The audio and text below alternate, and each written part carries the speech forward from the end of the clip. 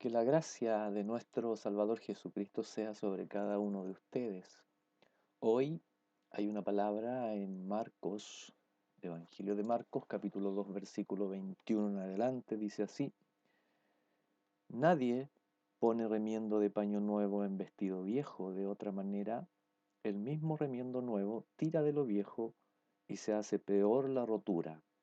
Y nadie echa vino nuevo en odres viejos, de otra manera, el vino nuevo rompe los odres y el vino se derrama y los odres se pierden. Pero el vino nuevo en odres nuevos se ha de echar. Más allá de establecer una mera organización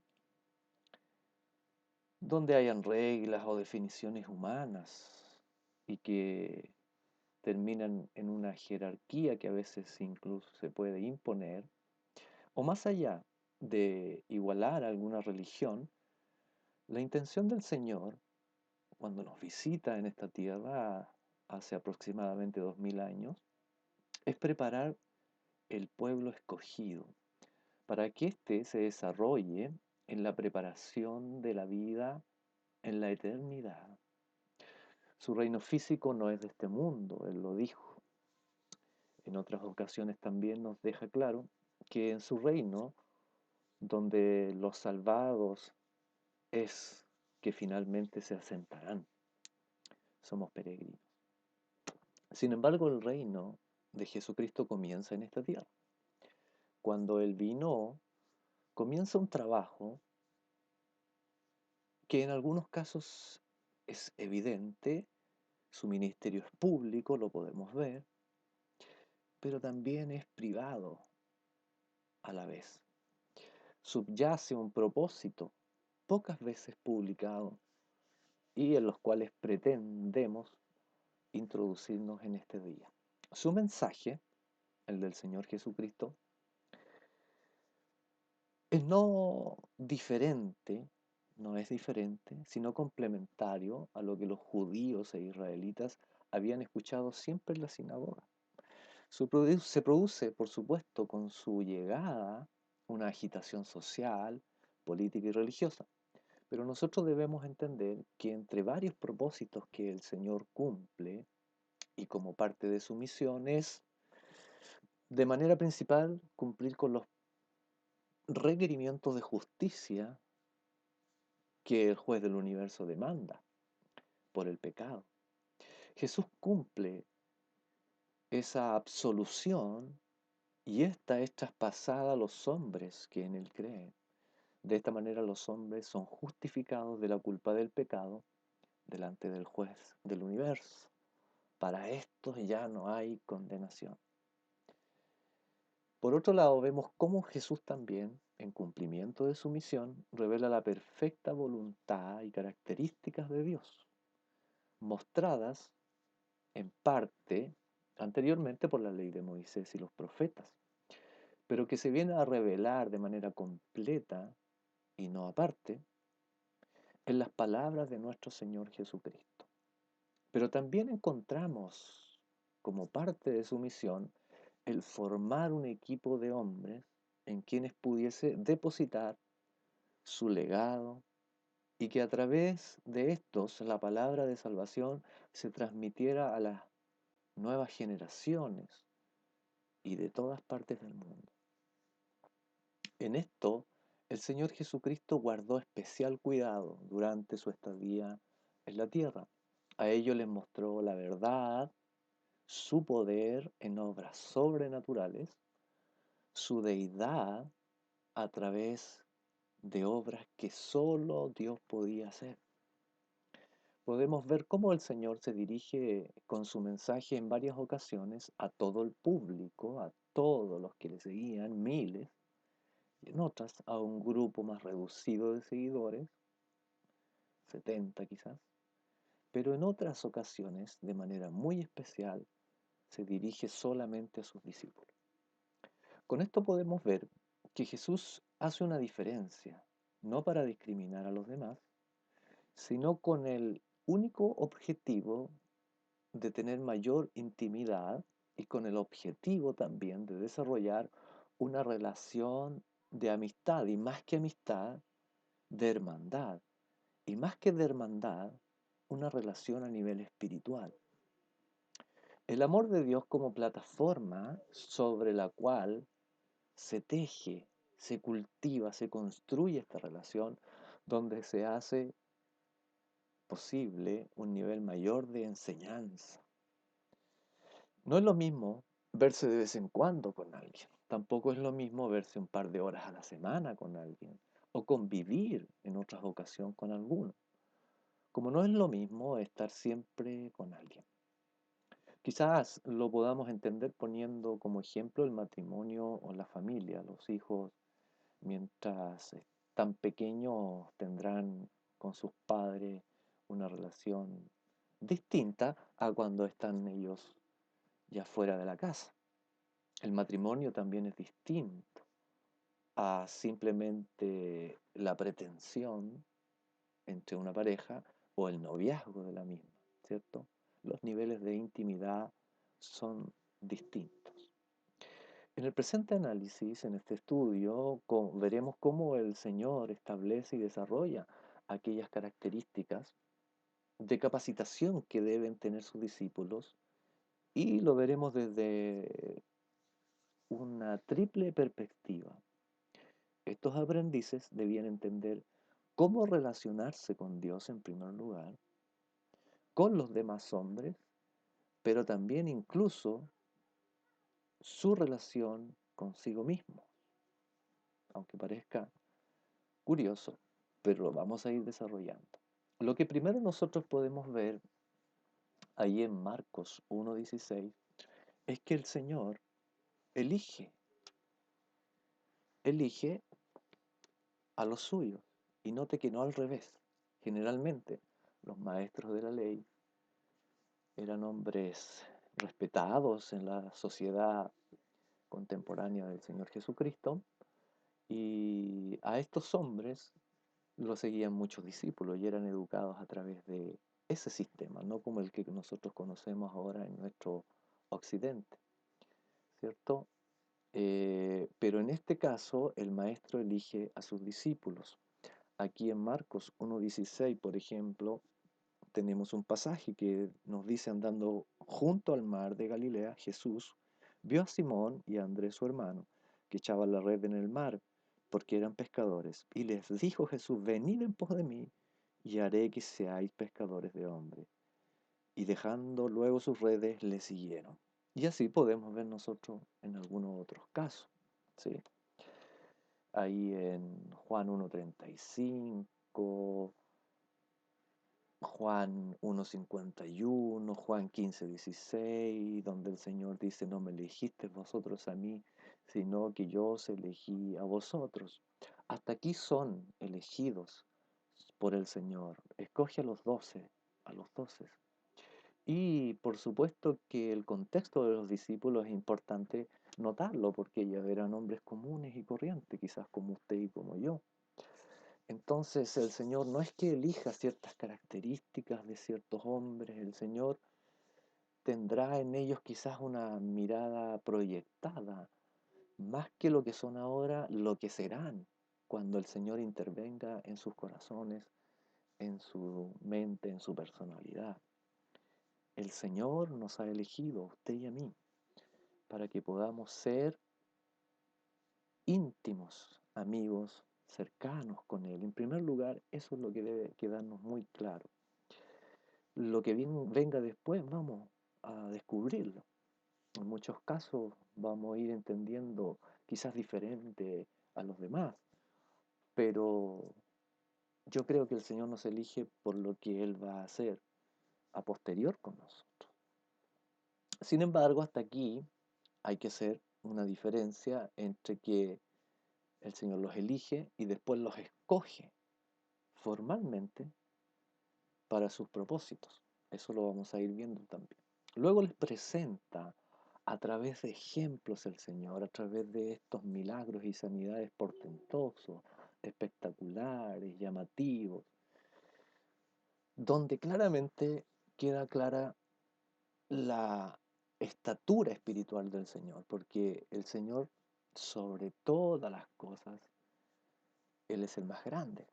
Entonces estaba encima de la naturaleza, estaba encima de los poderes espirituales y Él lo demuestra a través de estas obras milagrosas, grandes sanidades. No había para Él nada imposible, nada que le quedara pequeño. Y además, a través de las palabras, los detalles de lo que era el reino de Dios. ¿Recuerdan ustedes el primer mensaje del Señor Jesucristo? Ahí en Mateo 4:17 dice, arrepentíos, dice que el Señor se presenta diciendo, arrepentíos porque el reino de los cielos se ha acercado. Esta es la palabra que rompe el silencio después de mucho tiempo donde no hubo profecía, no hubo un hombre de Dios que se levantara hablando al pueblo. Juan el Bautista hasta aquí había sido una especie de presentador, pero la persona principal, el protagonista, es el Señor Jesucristo. Y cuando alguien se presenta para hablar en cualquier circunstancia, en la política, en el área social, las primeras palabras son clave porque así nos deja claro el propósito por el cual él está dirigiéndose a los demás. Y las primeras palabras hay que tenerlas muy en cuenta. Arrepentidos porque el reino de los cielos se ha acercado. Es decir, el prerequisito para empezar a entender el reino que traía Jesucristo era arrepentirse, era tener una mirada totalmente distinta, dejando atrás lo que antes mirábamos. Lo que antes era importante, ahora se vuelve no importante para que lo que el Señor, a través del reino de los cielos, nos trae, nos muestra, se vuelva realmente relevante e importante para nuestras vidas. Fundamental, más que importante, fundamental. Jesús el Señor, entonces, muestra su poder, su gloria. En alguna otra ocasión, por ejemplo en Marcos 2:18, el Señor defiende a sus discípulos y deja en claro que ellos estaban en un tiempo de construcción. De ahí lo de los odres, ¿sí? Donde el Señor habla de que es necesario echar vino nuevo en odres nuevos, ¿sí? Y se produce, esta declaración del Señor, que es una revelación, se produce a raíz de aquellos discípulos de los fariseos y de Juan que vinieron y se sorprendieron porque los discípulos de Jesús no ayunaban y ellos sí ayunaban. El Señor les deja claro que mientras estaban con el esposo no había motivo para ayunar. Una vez que se les quitara el esposo, ellos iban a tener que ayunar. No es que fuera malo ayunar. Pero lo que traían detrás de estas palabras estos discípulos de los fariseos y de Juan era tratar de imponer las ideas del judaísmo. Y resulta que el Señor les dice, no, es necesario echar vino nuevo, es decir, la doctrina, la palabra de Dios, el mensaje que traía Cristo en odres nuevos, es decir, en hombres que pudiesen despojarse de las ideas judías, ojo, no de la palabra del Antiguo Testamento, sino judía, las tradiciones de los hombres, era necesario sacarse de encima, ser transformados como odres nuevos para recibir el vino nuevo, que es la palabra de Dios, que es la gracia de Dios. ¿Ok? Entonces el Señor los defiende y empieza a quedar muy claro, o al menos, más o menos hasta aquí, que habían ciertas condiciones para que los discípulos pudiesen llegar a convertirse en apóstoles. En primer lugar, el mensaje inicial del Señor, que era el arrepentimiento para poder entrar al reino de los cielos. Luego el Señor les muestra su gloria, ¿cierto? Dejando en claro quién era Él, que no era un profeta común y corriente, sino que era el mismo Dios hecho carne. Y luego que era necesario que ellos fuesen renovados en cuanto a las tradiciones de los hombres. Ojo, no estoy hablando de la ley de Moisés, estoy hablando de la tradición de los religiosos de ese entonces.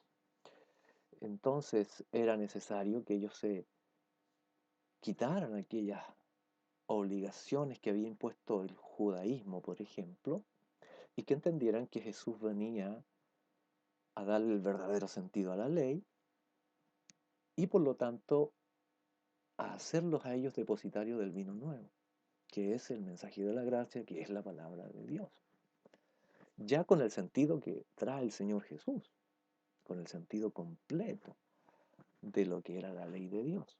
¿Sí? Y comenzamos a ver cómo se vuelve cercana esta relación entre Jesús y sus discípulos. ¿Sí? Jesús convivía con sus discípulos, pero no con toda la gente. Y quiero probarlo. Aquí en Marcos 3:7 dice lo siguiente. Mas Jesús se retiró al mar con sus discípulos, y le siguió una gran multitud de Galilea y de Judea, de Jerusalén, de Idumea, del otro lado del Jordán y de los alrededores de Tiro y de Sidón, oyendo cuán grandes cosas hacía. Grandes multitudes vinieron a él, y dijo a sus discípulos que le tuviesen siempre lista la barca a causa del gentío para que no le oprimieran. ¿Ok? Entonces había una relación especial entre la multitud que le seguía y sus discípulos. El versículo 31 dice, vienen después sus hermanos y su madre, y quedándose fuera enviaron a llamarle. Y la gente que estaba sentada alrededor de él le dijo, tu madre y tus hermanos están fuera y te buscan. Y él les respondió diciendo lo siguiente, ¿quién es mi madre y mis hermanos? Nota aquí el nivel de intimidad que ese Señor Jesucristo tenía con sus discípulos y con quienes le seguían, incluso más íntima que con la familia. Y mirando a los que estaban sentados alrededor de él, dijo, he aquí mi madre y mis hermanos, porque todo aquel que hace la voluntad de Dios, ese es mi hermano y mi hermana y mi madre.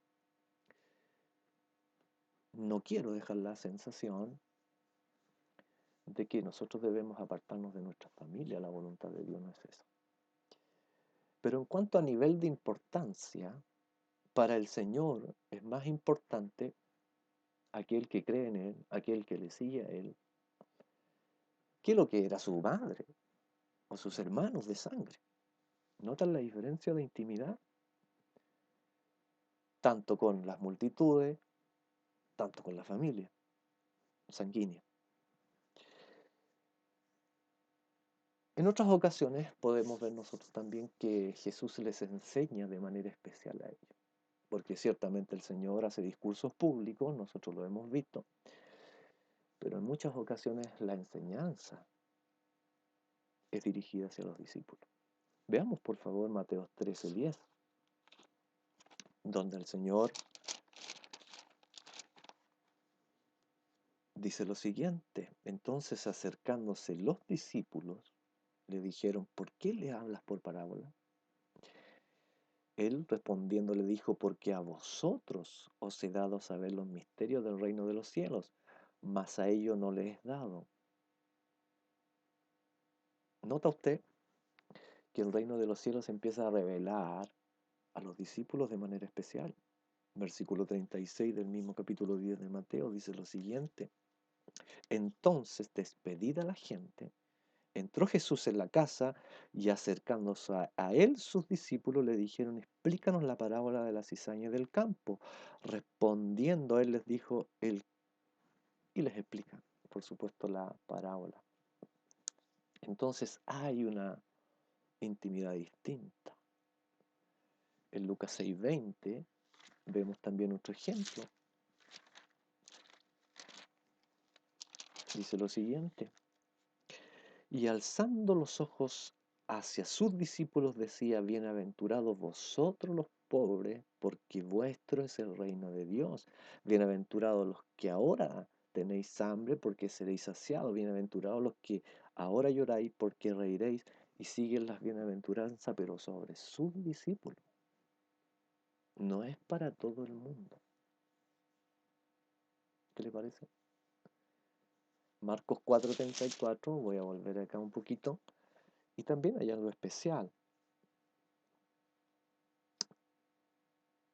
Marcos 4:33 dice, con muchas parábolas como estas les hablaba la palabra. ¿A quién? A todos, conforme a lo que podían oír. Y sin parábolas no les hablaba, aunque, note esto, A sus discípulos en particular les declaraba todo. Nota que hay una relación más íntima y el Señor comienza a revelar el reino de los cielos a este pequeño grupo. Luego pasa el tiempo, recordemos que el ministerio, el servicio del Señor, la visita del Señor, dura aproximadamente 3 años y por supuesto la palabra del Señor no presenta las situaciones, las palabras, los hechos del Señor de manera cronológica, pero por supuesto registra los eventos y las palabras más importantes. Luego, ahí en Lucas 10:17, el Señor los hace oficialmente a estos escogidos, a estos que han sido llamados del vulgo, de lo común, de lo corriente, incluso de lo indocto, los anuncia oficialmente como apóstoles. Por favor, veamos ahí en Lucas 10:17. Dice lo siguiente.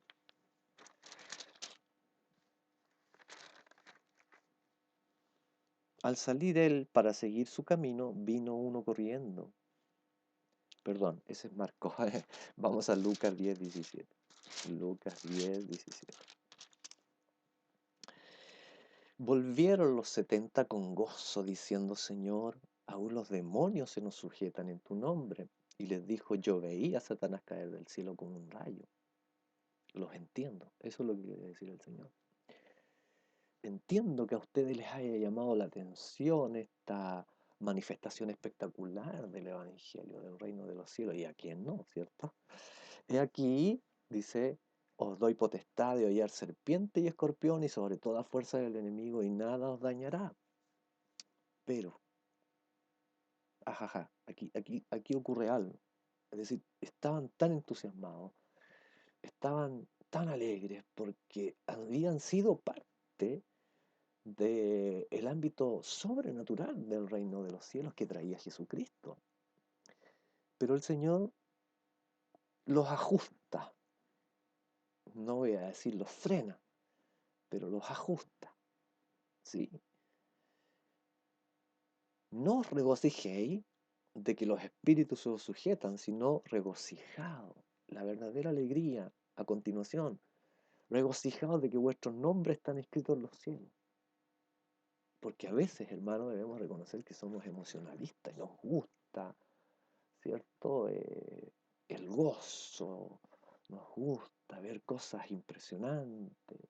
Pareciera ser que de pronto nuestra fe está puesta en esas cosas. ¿Mm? Si no lo vemos, ¿cómo reaccionamos? Si vamos a un culto, esperamos manifestación del Señor y no hay. ¿Cómo reaccionamos? Oh, el día no estuvo muy bueno el culto. ¿Ok? Y entonces el Señor les dice, no, no, no, no, no, no, no. Alégrense porque vuestros nombres estén escritos en los cielos. ¿Qué está diciendo el Señor aquí? Que es importante más unas cosas más que otras. Entonces, nuestros nombres están reservados arriba porque el Señor nos escogió. Y por lo tanto nosotros debemos preocuparnos de esa relación con Dios para que nuestros nombres estén escritos en los cielos. Eso les enseñó el Señor a ellos y así lo comprendieron. Les enseñó la importancia, por ejemplo, de permanecer unidos en su reino. Marcos 3:22 dice lo siguiente.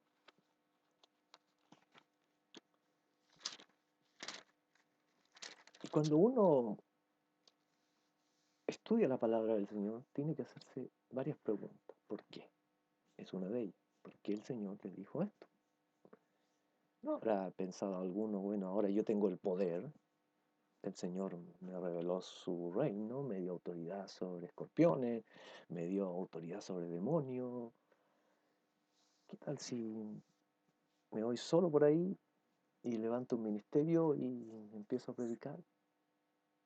Y el Señor, aquí en Marcos 3:22, pareciera que quiere decirnos algo distinto, ¿cierto? Cuando